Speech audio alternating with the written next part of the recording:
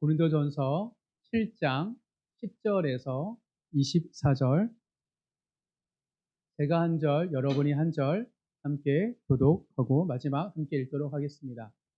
고린도전서 7장 10절에서 24절입니다. 제가 먼저 읽겠습니다. 결혼한 자들에게 내가 명하노니 명하는 자는 내가 아니요 주시라. 여자는 남편에게서 갈라서지 말고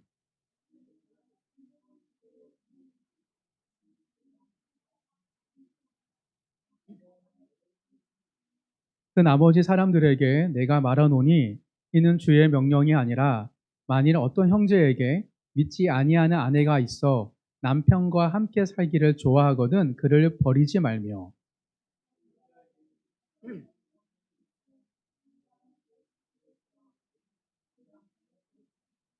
믿지 아니하는 남편이 아내로 말미암아 거룩하게 되고 믿지 아니하는 아내가 남편으로 말미암아 거룩하게 되나니 그렇지 아니하면 너희 자녀도 깨끗하지 못하니라.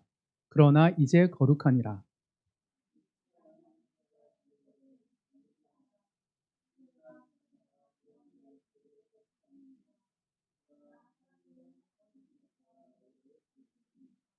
아내된 자여 내가 남편을 구할 원하는지 어찌알 수 있으며 남편된 자여 내가 내 아내를 구원하는지 어찌알 수 있으리요.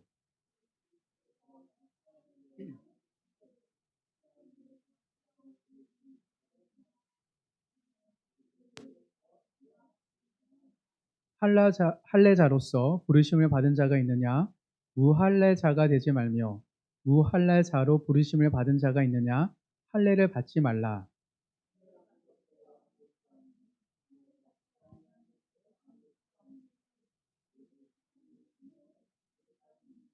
각 사람은 부르심을 받은 그 부르심 그대로 지내라.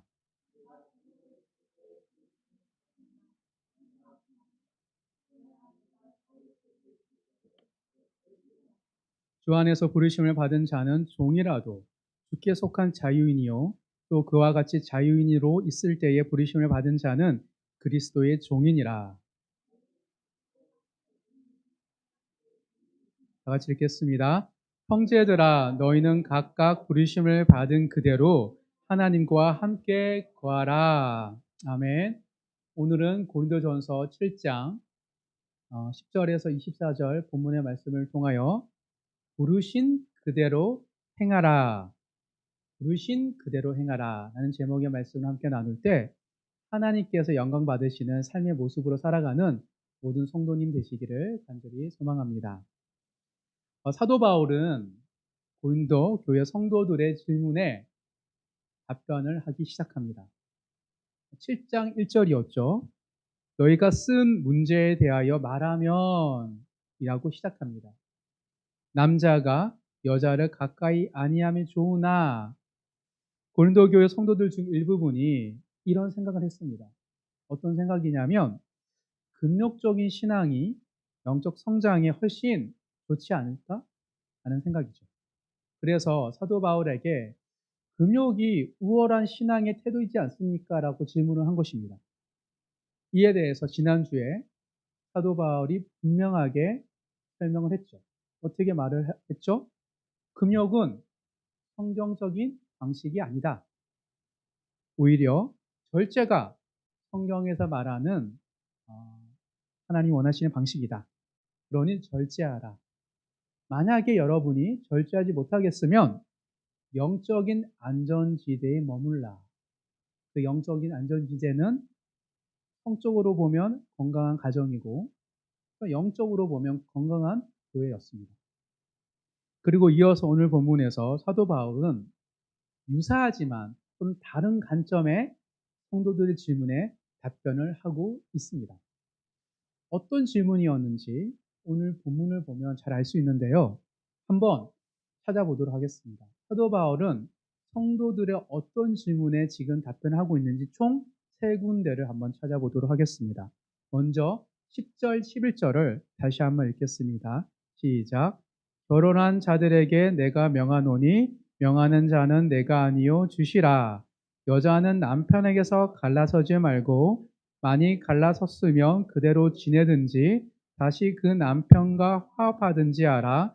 남편도 아내를 버리지 말라. 지금 어, 갈라서지 말라, 버리지 말라, 즉 이혼하지 말라고 말하고 있습니다.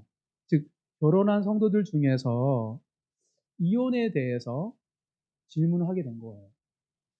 오히려 결혼을 유지하는 것보다 독신으로 사는 것이 더 나은 영적인 선택이라는 것을 느꼈기 때문에 사도 바울에게 요청을 한 거예요. 그리고 18절입니다. 18절 두 번째로 읽겠습니다. 시작. 할례자로서 부르심을 받은 자가 있느냐? 무할례자가 되지 말며 무할례자로 부르심을 받은 자가 있느냐? 할례를 받지 말라. 무슨 말입니까? 할례를 받은 성도들도 질문했고요. 무할례자인 성도도 질문한 거예요.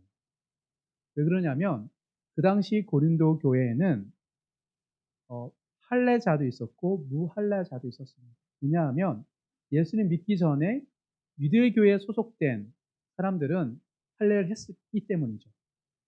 또한 반대로 이방인이었던 사람들이 예수를 믿게 되면 그들은 할례를 하지 않았습니다. 즉 고린도 교회 성도들 중에 할례를 한 사람이 있었고 무할례한 사람이 있었는데 서로 할례에 대해서 무할례에 대해서 질문을 한 거예요. 즉 할례의 여부는 종교적 출신의 차이입니다. 어떻게 보면 여전히 남아있는 종교적인 신분의 차이라고 볼 수 있습니다. 세 번째입니다. 27절, 21절을 다 같이 읽겠습니다. 시작. 내가 종으로 있을 때에 부르심을 받았느냐? 염려하지 말라. 그러나 내가 자유롭게 될 수 있거든 그것을 이용하라. 즉 교회 안에는 노예 신분에 처했던 사람들도 있었습니다. 그 당시에 노예 제도가 있었기 때문에 교회 안에 고린도 교회 안에 노예 신분의 사람, 자유인의 신분의 사람, 그리고 노예를 소유한 지배층에 소속된 성도들이 함께 공동체 활동하고 있었던 것이에요. 그러니 노예 신분에 있었던 성도들의 입장에서 염려가 생기는 거예요. 예수를 잘 믿고 싶은데 노예 신분에 갇혀 있었기 때문에 그리고 또 열망도 생긴 겁니다. 자유인이 되고 싶은. 그래서 거기에 대해서 질문을 하게 한 것이죠. 이처럼 결혼한 사람에게서는 이혼의 여부, 또 할례를 하고 안 한 사람이 할례의 여부, 그리고 노예와 노예 아닌 사람에게 노예 해방의 여부에 관한 성경적인 답변을 듣고 싶었던 거예요. 그래서 사도 바울에게 여러 사람이 질문을 한 것으로 보입니다. 그래서 사도 바울은 어떤 질문을 한마디로 들었냐 이렇게 질문을 들었겠죠. 예수님께 헌신하기 위해서 제가 이혼하는 게 나은 것 같습니다. 어떻게 생각하세요? 하나님의 백성이 되기 위해서 할례를 하는 게 더 나을 것 같아요. 사도 바울도 할례를 하셨잖아요. 어떻게 생각하십니까? 신실한 복음의 전달자가 되기 위해서는 나에게 자유인의 신분이 필요한데 어떻게 생각하십니까? 라고 사람들이 요청을 한 거예요. 이런 류의 여러 질문들을 지금 묶어서 한 번에 답변을 하고 있는 거예요. 사도 바울은 신앙과 신분의 상관관계를 설명하는 것입니다. 신앙이 성장하는 것과 사회적인, 가정적인, 종교적인 신분의 변화가 정말 관계가 있는가 하는 질문에 그가 지금 하나하나 답변을 하고 있는 것이죠. 그래서 지난주 말씀과 이번 주 말씀을 통합적으로 이해하게 되면 어떤 거냐면 고린도교회 성도들은 세속화 가운데서도 일부분의 성실한 신실한 성도들은 예수님을 잘 믿고 싶었어요. 정말 신실하게 이 세상에서 온전한 그리스도로 살고 싶었던 거예요. 그래서 지난주는 어떤 요청을 했냐면 내적인 변화였어요. 즉, 내 안에 욕망이 들끓고 있는데 이 욕망을 금욕하는 방법으로 더 성숙한 그리스도인이 될 수 있지 않을까요? 질문을 했더라면 오늘 본문은 외적인 변화예요. 즉, 결혼한 사람은 이혼, 그리고 이제 할례 안 한 사람은 할례를 받는 것, 그리고 노예 신분에 있는 사람에는 노예 해방. 그걸로 내가 더 하나님을 온전히 믿을 수 있지 않을까 이런 질문에 지금 답변하고 있습니다. 즉 현재 신분에서 어떤 변화가 하나님의 영광이 되는 신앙이 되는 것일까? 라고 고민을 한 거예요.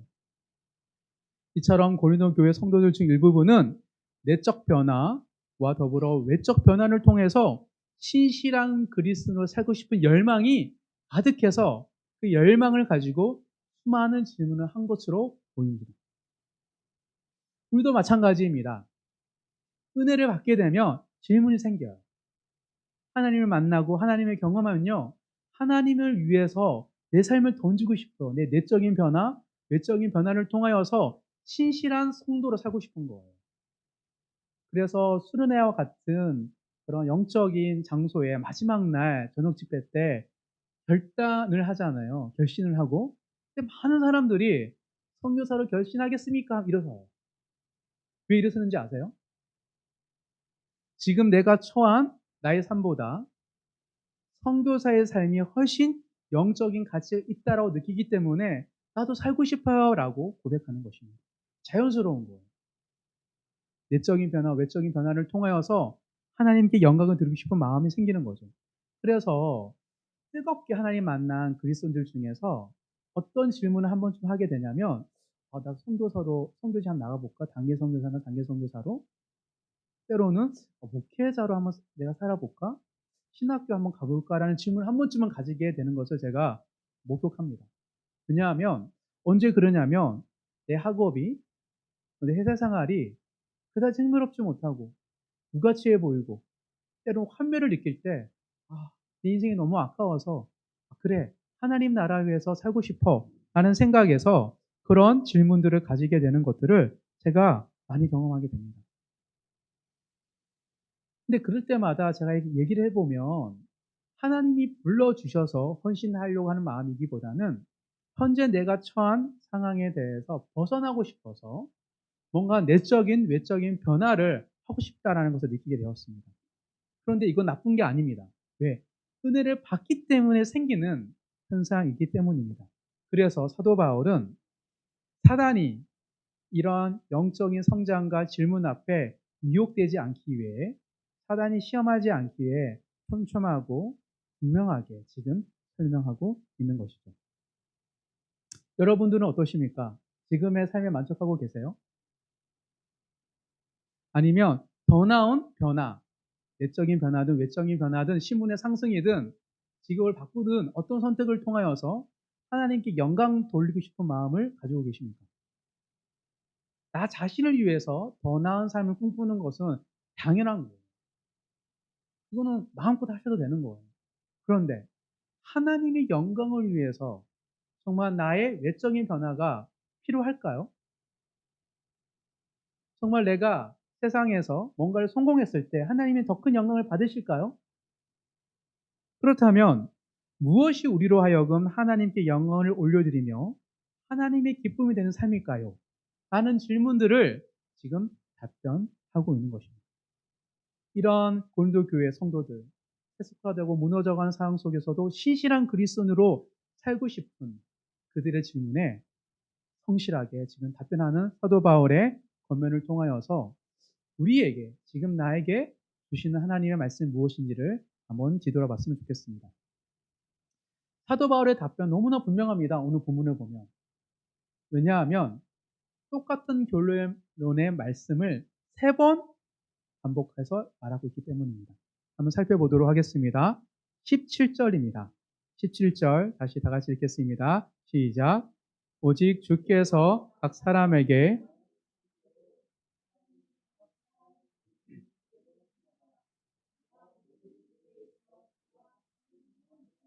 부르신 그대로 행하라 라고 말하고 있습니다. 20절 다 같이 읽겠습니다. 각 사람은 부르심을 받은 그 부르심 그대로 지내라. 24절 다 같이 읽겠습니다. 시작. 형제들아 너희는 각각 부르심을 받은 그대로 하나님과 함께 거하라. 사도 바울은 분명하게 말하고 있습니다. 부르신 그대로 행하라. 지금 그대로 신앙생활하라고 말하는 것입니다. 한마디로 신분의 변화, 외적인 변화가 필요 없대요. 하나님이 영광이 되기 위해서는 꼭 신분의 변화가 필요한 것은 아니라고 말하고 있는 것입니다. 즉, 하나님이 영광 받는 것과 우리의 신분의 변화, 외적인 변화와는 전혀 상관이 없다라고 강조해서 말하고 있는 것이죠. 어떻게 생각해 보면 너무나 당연한 말씀인 것 같아요. 왜냐하면 하나님 어떤 분이세요? 마음의 중심을 보시는 분이기 때문입니다. 우리의 외모가 아니라 얼마나 많은 지식이 있고 얼마나 많은 재물이 있고 얼마나 많은 헌신을 들었느냐가 하나님이 기쁨이 되는 것이 아니라 우리 마음의 중심을 보시는 하나님께는 마음을 보시기에 당연히 외적인 변화로 영광 받으시는 분이 아니라는 것을 너무 당연한 것 같습니다. 그러면 어떻게 하나님이 영광 받으실까요? 즉 지금 우리가 하는 이야기는 몸으로 하나님께 영광을 올려드리라라는 말씀에 이어서 보고 있어요. 우리의 몸을 통하여 우리의 작은 행실을 통하여 하나님이 영광 받으신다는데 외적인 변화로 영광을 안 받으신다고요? 그럼 뭘로 영광을 받으시죠? 라는 질문이 생깁니다. 오늘 사도 바울이 강조하는 말을 자세히 보면 부르신 그대로 행하라 해서 행하라 라고 말하고요. 부르심 그대로 지내라 해서 지내라라고 얘기하고요. 그리고 부르심 받은 그대로 하나님과 함께 거하라 라고 행하라, 지내라, 거하라 라는 말에서 찾아볼 수 있습니다. 한마디로 지금 그대로 사는 것이 하나님의 영광이 되는 비결이라고 말하고 있습니다. 이 말은 질문을 한 성도들의 입장에는 충격적이에요. 지금 내가 처한 환경과 상황을 극복해서 하나님과 함께 멋진 인생을 살고 싶고 그런 고민을 할 때 신중하게 생각했고 정말 그걸 도전하는데 상관없다고요? 그러나 말거나 나의 미래와 하나님의 영광은 상관없는 것처럼 느껴질 때 영적 무력감을 느끼기에 되게 실망스럽고 충격적인 답변입니다. 그런데 사도 바울의 의도는 우리의 미래와 하나님의 영광에 상관없다는 것이 아니라 하나님의 유일한 관심은 어디 있다? 우리의 현재의 삶에 있다라는 이야기입니다. 하나님은 현재 우리의 삶에 관심을 가지고 시선이 있습니다. 왜냐하면 하나님께서 영광 받으시는 것은 미래형이 아니라 현재형이기 때문입니다. 하나님은 우리의 외적 변화를 통해 영광을 취하신 분이 아닙니다. 하나님의 현재 우리와의 영적 관계성에서 영광을 얻고 취하시는 분이시기 때문입니다. 하나님은 시간을 창조하신 분이지 시간 안에 구속된 분이 아니기 때문입니다. 하나님은 늘 현재형으로 우리 가운데 만나주시는 분이에요. 그러니 하나님 만난다는 건 미래가 아니라 내가 옛날에 나이가 들고 60이 되고 은퇴하면 선교사 헌신을 할게요. 그 말로 하나님 영광 받으시는 게 아니에요. 지금 내가 하나님께 어떤 태도와 자세로 살아가느냐 또 하나님은 영광 받으시기 때문입니다. 왜냐하면 하나님은 과거와 미래의 하나님이 아니라 현재 시간의 찰나 가운데 우리를 만나 주시는 분이시기 때문입니다. 우리가 왜 이 예배를 통해 하나님의 영광을 돌릴 수 있습니까? 우리 예배가 탁월해서 우리의 모임이, 우리의 성도의 삶이, 우리의 예배가 정말 놀랍기 때문에 아니에요. 하나님이 지금 우리 가운데 함께 거하시기에 영광 받으시는 거예요. 하나님이 우리 가운데 임재해 주시 아니신다면 절대 우리는 하나님 영광 올려드릴 수 없고 하나님 만날 수도 없기 때문입니다. 즉 하나님과 우리가 관련되어서 영광을 드리는 삶은 현재형이에요. 그것을 지금 사도 바울이 이야기하고 있는 것입니다. 그러니 우리가 하나님께 영광 올려드리는 삶의 방식은 절대 미래형이 될 수 없다는 거예요. 오직 현재, 지금 내가 어떤 말과 행동과 어떤 태도를 가지느냐가 하나님이 영광 받으시는 비결임을 사도 바울은 지속적으로 강조하고 있는 것이죠. 그러니 신분의 변화, 성공의 여부, 조건적인 서원으로는 절대 하나님께 영광 올려드릴 수 없습니다. 그런 걸로 하나님은 영광을 취하시지 않습니다. 오직 우리의 마음의 태도입니다. 물론 미래에 어떤 결단과 결심을 하는 그 순간에 우리 믿음이 있잖아요. 너무 막 하나님 은혜를 주셔서 내가 돈을 많이 주시면 내가 그 드릴게요 할 때 그 드리겠다는 양적 표현이 하나님의 영광이 되는 게 아니고요. 그 순간에 우리 진실한 고백을 받으시기 때문에 하나님 영광을 취하는 거예요. 즉 내가 선택한 직업과 내가 서운한 다짐의 크기가 절대 하나님의 영광이 될 수 없다는 것을 꼭 기억하시길 바랍니다. 그래서 소명, 부르심은 늘 재확인돼야 합니다. 즉 현재 내가 그런 삶을 살겠다라는 고백을 받으시기에 부르심은, 소명은, 사명은 늘 재확인되는 거라고 말하고 있는 것이에요. 그래서 사도 바울은 말하고 있습니다. 현재형으로 행하라, 그리라, 거하라. 이게 바로 부르심 그대로 행하는 신앙의 특징이라고 말하고 있습니다. 즉 부르심 그대로, 지금 있는 그대로 하나님 앞에 나아가는 그들의 신앙을 통하여 하나님은 영광 받으신다는 것이 사도 바울의 결론입니다. 이처럼 하나님이 영광 받으시는 삶의 모습은 부르심 그대로 지금 행하는 것인데, 그렇다면 어떻게 살아가는 것이 부르심 그대로 행하는 신앙의 모습일까요? 어떻게 해야 우리가 아무것도 안 할 수는 없잖아요. 그것은 하나님을 예배하는 게 아니죠. 행하고 지내고 다가서고 함께 거하는 삶인데 어떤 삶이 부르심 그대로 행하는 신앙일까에 대해서 사도 바울이 말하고 있는데, 오늘 본문을 통해서 제가 발견하고 온 부르심 그대로 행하는 신앙의 특징 3가지를 함께 나눌 때 구체적으로 삶에 적용하는 하나님의 말씀이 되기를 간절히 소망합니다. 첫 번째, 부르신 그대로 행하는 신앙의 특징은 첫 번째, 합평케 하는 선택을 합니다. 부르신 그대로 행하는 신앙인들은요, 늘 어떤 선택을 하냐면 합평케 하는 선택을 한다고 사도 바울은 말하고 있습니다. 우리 12절, 13절을 먼저 함께 다 같이 읽겠습니다. 시작.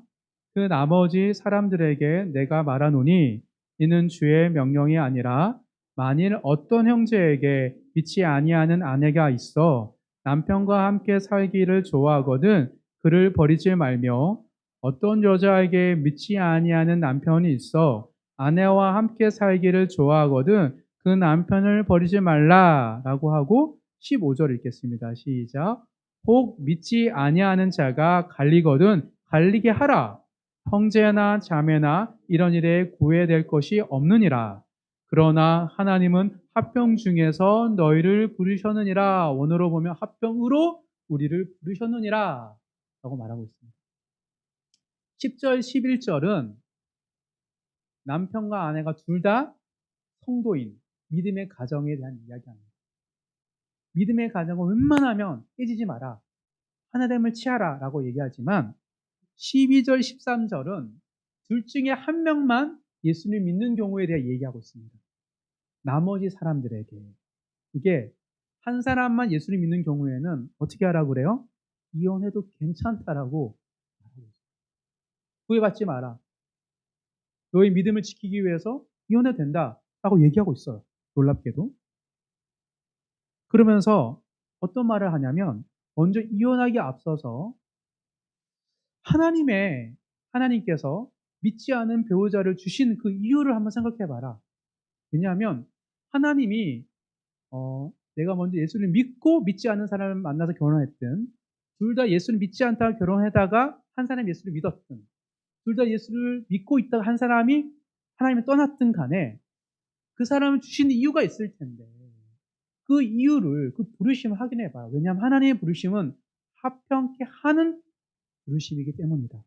여기서 합평은 내가 편안한 게 아닙니다. 하나님의 관점에서 합평한 거예요. 하나님과 관계가 회복되는 길로 우리를 부르신다는 거예요.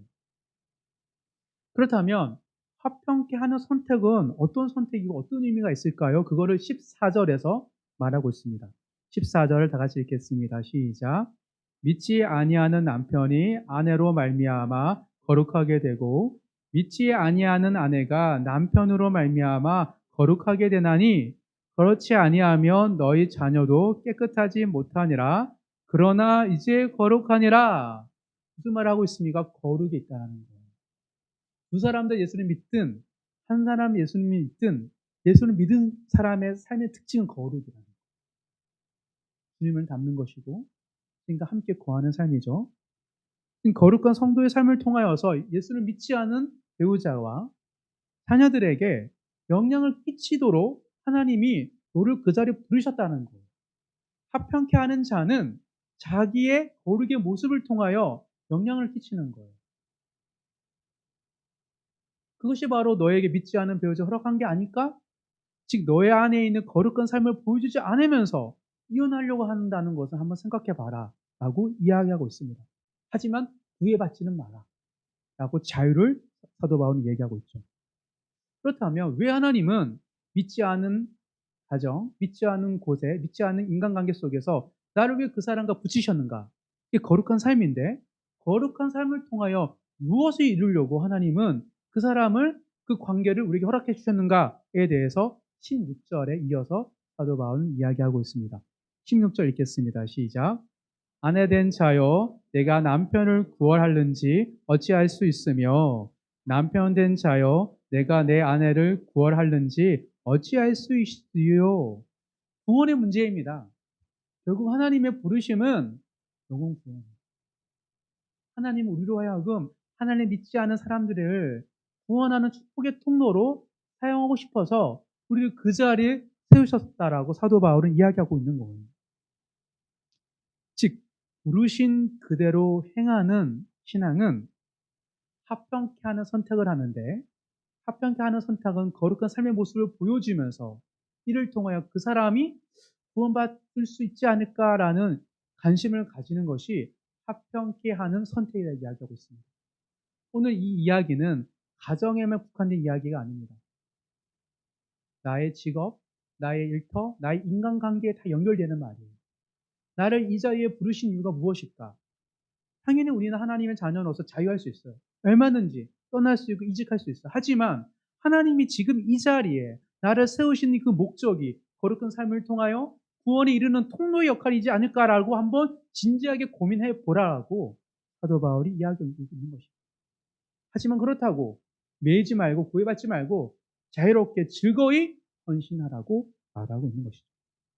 사랑하는 성도 여러분, 우리의 가정이, 우리의 일터가, 우리의 인간관계가 정말 하나님이 그 자리를 세우신 그 목적과 사명을 분명히 깨달아 그곳에서 거룩한 삶을 통하여 구원의 통로의 역할을 감당하는 믿음의 사람이 되기를 간절히 소망합니다. 두 번째입니다. 부르신 그대로 행하는 신앙의 특징 두 번째는 계명을 지킨다는 거예요. 부르신 그대로 살아가는 사람들은요, 하나님의 말씀을 지키는 선택을 합니다. 19절입니다. 19절 다 같이 읽겠습니다. 시작. 할례 받는 것도 아무것도 아니요 할례 받지 아니하는 것도 아무것도 아니로되 오직 하나님의 계명을 지킬 따름이니라. 지금 뭐냐면 고린도 교회 안에 할례를 받지 않은 사람은 할례 받은 사람을 부러워했던 것 같아요. 일부분이. 그리고 할례를 받은 사람은 좀 부끄러웠던 것 같아요. 그래서 숨겼던 것 같아요. 양쪽 다 할례에 대해서 어떤 영적인 의미를 담고 싶었던 것 같아요. 할례를 받은 사람, 할례 받은 거에 수치를 느꼈고, 할례를 받지 않은 사람은 그래도 예수님도, 사도 바울도 할례를 받았으니 나도 할례를 받고 싶어 라는 생각을 가졌던 것이죠. 그래서 얘기합니다. 아무것도 아니야. 할례를 받든 할례를 받지 않든 하나님과 영광에는 전혀 상관이 없어. 오직 하나님의 계명을 지키는 것이 중요해 라고 말하고 있습니다. 그렇다면 계명은 어디까지 계명일까요? 구약에 있는 말씀을 다 지키는 것도 계명이지 않을까요? 하는 질문이 생기죠. 여기에 대해서 사도 바울은 갈라디아서 5장 6절에서 복음 안에서 계명을 지키는 것이 무엇인지를 분명하게 얘기하고 있습니다. 갈라디아서 5장 6절입니다. 갈라디아서 5장 6절을 한 목소리로 함께 읽도록 하겠습니다. 시작. 그리스도 예수 안에서는 할례나 무할례나 효력이 없으되 사랑으로서 역사하는 믿음뿐이니라. 분명히 이해하고 있습니다. 복음 안에는 효력이 없어요. 할례를 받거나 할례를 안 받거나 종교적인 신분의 차이는 아무런 효력이 없는 거예요. 그 직분에 대해서 불허해더라 그건 아무 효력이 없어요. 오직 사랑으로서 역사하는 믿음뿐이 계명이라고 얘기하고 있습니다. 왜 그렇죠? 우리는 이제 더 이상 구약의 율법을 지킬 필요가 없습니다. 구약의 수많은 율법과 명령을 따를 필요가 없어요. 왜 그렇죠? 예수님이 다 이루셨기 때문에. 구약은 이 하나님의 말씀을 따라야지만이 의인이 된다는 얘기고, 어느 누구도 율법을 따를 수 없어서 모두가 죄인인데 오직 예수님이 그 모든 율법을 완성하시고 죽기까지 하나님께 순종하셨기 때문에 우리는 예수님 믿음으로 말미암아 그 의를 얻게 됐다는 게 그게 복음입니다. 그래서 사도 바울은 복음을 믿느냐? 근데 어떻게 너희가 계명을 지키려고 하니? 지킬 필요 없어. 오직 사랑으로서 역사는 믿음뿐이야. 그렇다면 우리는 뭘 지켜야 되죠? 예수를 믿는 자들에게 명하신 예수님의 명령을 따라야 돼. 그게 새 계명입니다. 그래서 예수님이 새 계명을 너에게 주노라라고 얘기하는 거예요. 즉 구약에 주어진 모든 율법을 예수님을 통해서 얻게 된 거고, 예수님이 주신 새 계명을 지키는 것이 믿는 자의 삶의 믿음의 표현이라는 거예요. 예수님은 어떤 새 계명을 주셨습니까? 사랑이죠. 서로 사랑하라. 서로 사랑하시기를 바랍니다. 또한 자기 십자가를 지고 나를 따르라. 자기 부인을 명하셨습니다. 먼저 그의 나라와 그의 의를 구하라. 하나님 나라를 위해 살아라. 말했고 땅끝까지 복음의 증인이 되라. 말씀하셨습니다. 이 말씀이 나에게 주신 하나님의 말씀이 되기를 간절히 소망합니다. 부르신 그대로 행하는 신앙은 예수님의 새 계명을 따르는 신앙입니다. 복음 안에 주어진 그 자유와 책임을 온전히 구별하고 누리는 모든 성도님 되시기를 간절히 소망합니다. 마지막 세 번째입니다. 부르신 그대로 행하는 신앙의 특징 세 번째는 그리스도의 종, 주님의 종이 되는 선택을 하게 됩니다. 부르신 그대로 행하는 신앙인들은 내가 그리스도의 종이 되는 선택, 주님이 되는 종의 선택을 하게 되는 것이죠. 즉 세상을 살다 보면 세상의 필요와 이해관계 속에서 사람들의 종처럼 살 때가 있어요. 내가 원하든 원하지 않든. 하지만 부르신 그대로 살아가는 사람들은 사람들의 종이 아닌 그리스도의 종으로 선택하는 삶을 끊임없이 한다라고 사도 바울은 얘기하고 있습니다. 22절, 23절, 24절 다 같이 읽겠습니다. 시작. 주 안에서 부르심을 받은 자는 종이라도 주께 속한 자유인이요 또 그와 같이 자유인으로 있을 때에 부르심을 받은 자는 그리스도의 종이니라. 너희는 값으로 사신 것이니 사람들의 종이 되지 말라. 형제들아 너희는 각각 부르심을 받은 그대로 하나님과 함께 거하라. 사람들의 종이 되지 말고 부르신 그대로 모습으로 하나님의 종, 그리스도의 종이 되라고 말하고 있습니다.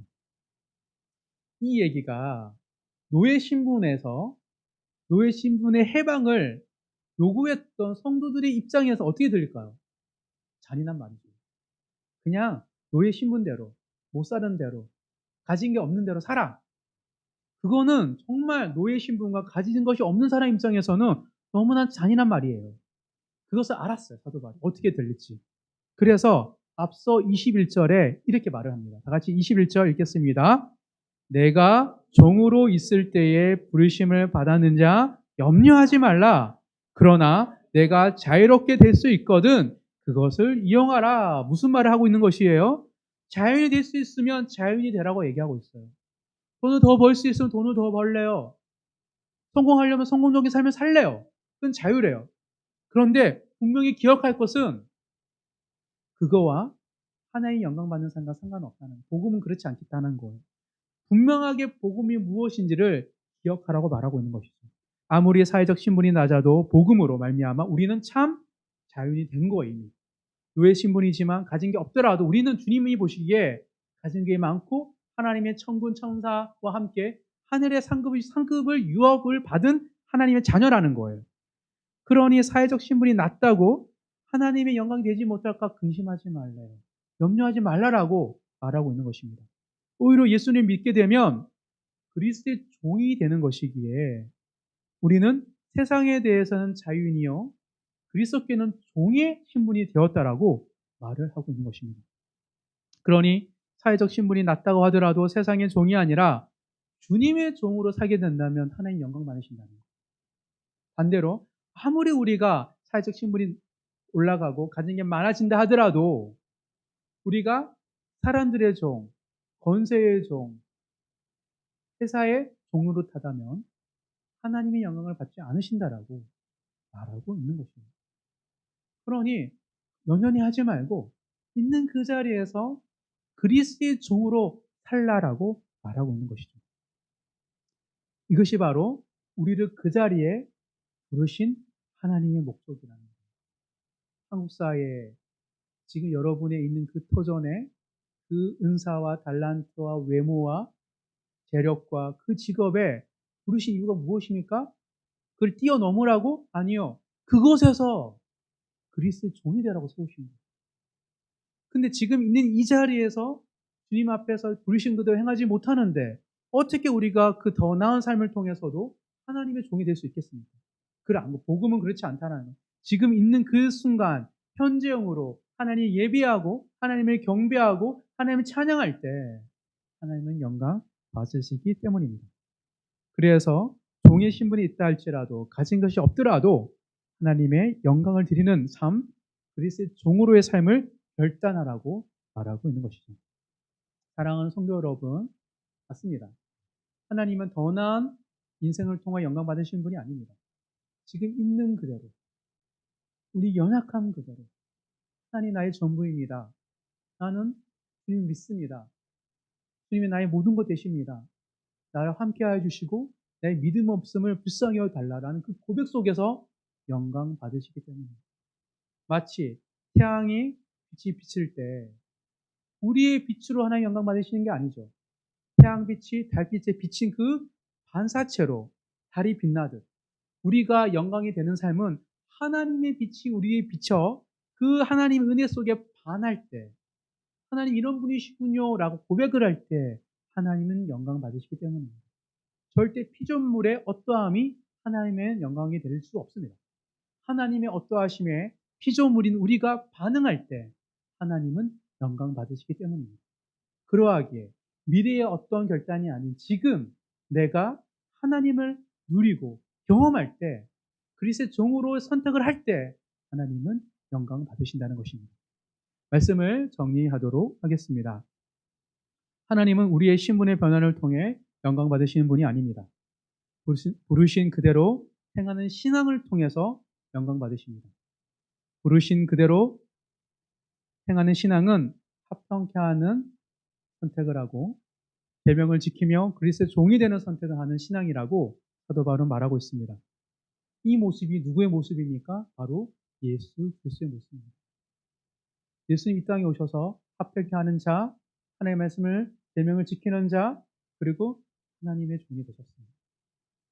예수님은 합당케 하는 화목제물로 이 땅에 오셨고 이 땅에 오셔서도 모든 율법을 완성하실 뿐만 아니라 죽기까지 십자가에서 죽기까지 하나님의 말씀을 순종하셨던 것입니다.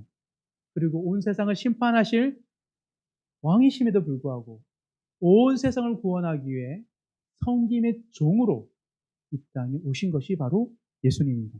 그러하기에 예수님처럼 합당케 하는 자, 계명 온전히 지키는 자, 성김의 종이 되는 모든 성도님 되기를 간절히 소망합니다.